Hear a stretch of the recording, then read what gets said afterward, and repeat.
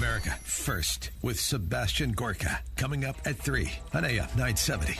The Answer. Joe Piscopo on AM 970, The Answer. Working our way to Mike Gallagher at 10:05 on AM970theanswer.com. It's Thursday, June 3rd, 2021, and we ain't stopping. We have Tom Fitton. Very proud to bring Tom Fitton to the airwaves, president of Judicial Watch. Tom, welcome back to the show, my friend. Hey, Joe. Good to be with you again. Thank you. Well, we love having you here, Tom, because you're a fighter, and I always say, I've been saying it all morning, I've been saying it throughout this whole new quote-unquote administration, or whatever it is down there in Washington, Tom, It's like we're off our game. We're all, our mojo is off. We're so unsure of what's happening. Nobody is in charge. And now it appears that Dr. Fauci received a tip-off that the virus was, in fact, engineered in that laboratory in the Wuhan Institute of Virology. And why would Dr. Fauci openly deny any possibility of this if people were willing to tell him otherwise? Are you getting into this, Tom Fitton? We have. We had asked for those types of records a year ago and have been stonewalled. We're glad someone else got them. But, it shows you can't accept anything, pretty much anything the government says at face value. You always have to kind of figure out what's really going on, and especially about a sensitive topic related to China. And now that we know about the funding and the direct relationship between the type of research that Fauci generally supported and potentially this virus, it helps explain why we're only finding out about it well over a year later.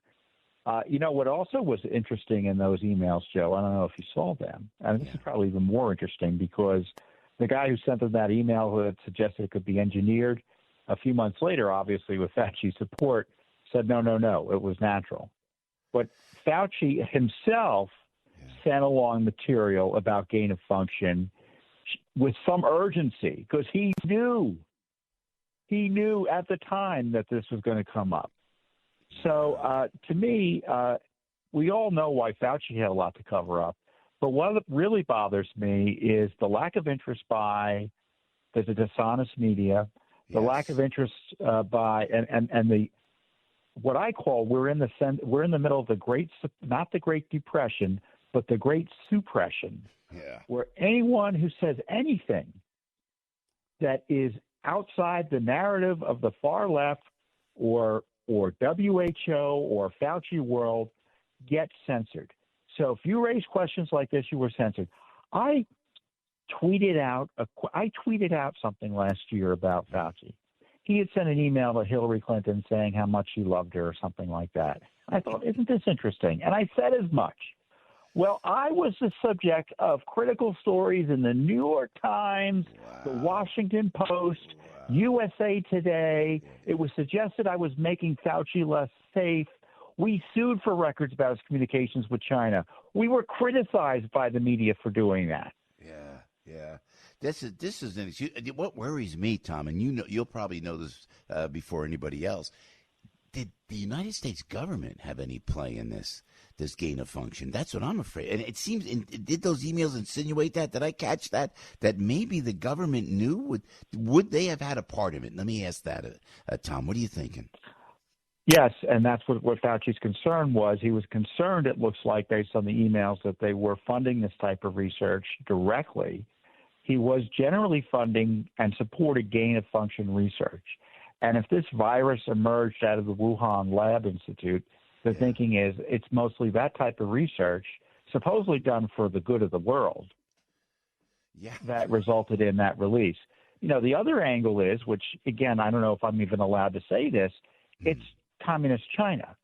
So what is, quote, scientific civilian research in the United States almost always has military national security application in China, quite directly.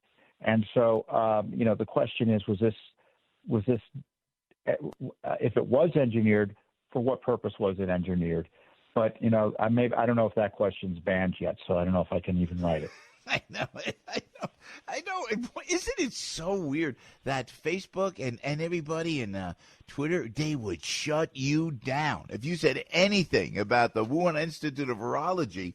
And I said on the air, it makes me really suspect of the election because anything about the election, they'll shut you down. And the answer is, what about objective journalism?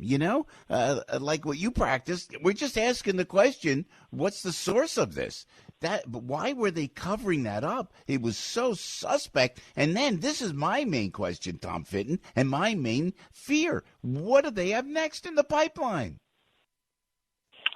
Yeah, I mean, that's the concern is what other gain-of-function research and what other hand grenades, pandemic-wise, are potentially out there if indeed, and the real big issue is because it's so long and because it is communist China, who knows? We may never be able to figure out exactly how this emerged one way or another. And so, my gosh, we're whistling past the graveyard on this pandemic issue, because who knows what else is out there.